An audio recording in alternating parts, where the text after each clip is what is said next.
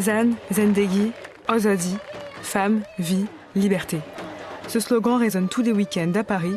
Il fait écho à la situation en Iran.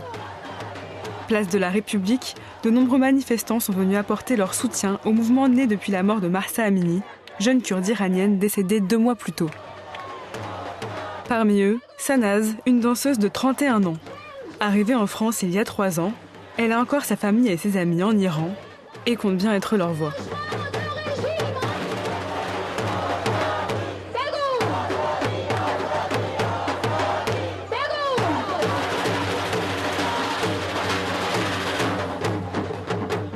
La danse, c'est ma façon de m'exprimer, c'est ma façon de soutenir mon peuple.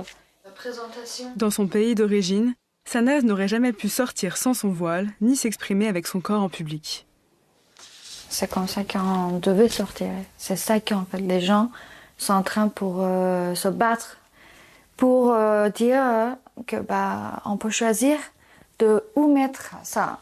On peut choisir de le mettre ici, à côté de nos hanches, pas sur la tête forcément, et danser avec. Les images de la répression en Iran circulent massivement au sein de la diaspora. Kevin, médecin de 27 ans, est né en France de parents iraniens. Ce soir, il est allé dîner dans un restaurant du quartier persan avec sa petite amie française. D'habitude, il ne suit pas tellement les informations, mais en ce moment, c'est différent. Depuis 40 jours, surtout au début, toutes les 15 minutes, j'allais sur mon téléphone, essayer de voir s'il y avait du nouveau. Il a aussi décidé d'agir à son échelle. Je suis majoritairement la révolution, parce que c'est une révolution iranienne sur Instagram. C'est un endroit où les sources de médias ne sont pas forcément filtrées. J'essaye de partager les informations que j'ai, de dévoiler un peu ce qui se passe. Même dans mes amis proches, il y en a qui parfois ne savent pas ce qui se passe en Iran.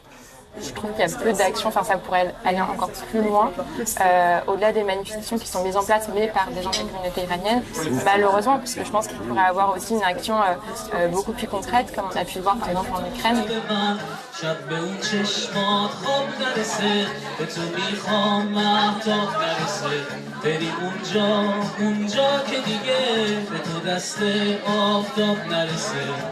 C'est un voyage qu'on fait à la mer de l'Iran, le Caspien. On était jeunes, vraiment étudiants. Aucun problème pour sortir les filles avec les garçons.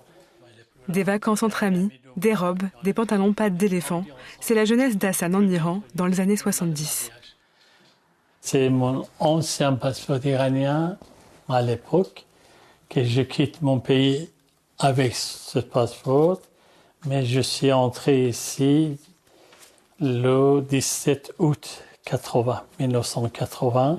Partisan du Shah, il est parti juste après sa mort et n'est jamais revenu. Mais même en France, l'Iran ne l'a jamais quitté. Allô, Shukra, salam abay, chétori. Depuis la mort de Mahsa Amini, il reçoit tous les jours des images de la répression via WhatsApp. Il a tué, regardez, c'est un gosse de 20 ans. Son père, comment il est en train de laver pour leur faire enterrement là. Vous voyez, c'est le tir comment ils ont tué là. En 4 décennies, il a vu de nombreuses révoltes se lever contre le régime au pouvoir. Pour lui, celle-ci est différente. Je suis 100% optimiste. 100% optimiste parce que vous voyez, jour et nuit, les gens iraniens, les jeunes iraniens, ils sont dans la haut. Les jours et nuit. C'est en tout cas son souhait. Tant que ce gouvernement est là, il ne peut pas retourner en Iran. On ne peut pas imaginer, quand je pense à les jours que je rentre à terrain, qu'est-ce que ça m'arrive. Très difficile. C'est mon pays qui m'a manqué. Ça fait 40 ans. J'aimerais bien montrer à mon pays, à mes enfants. Lui aussi.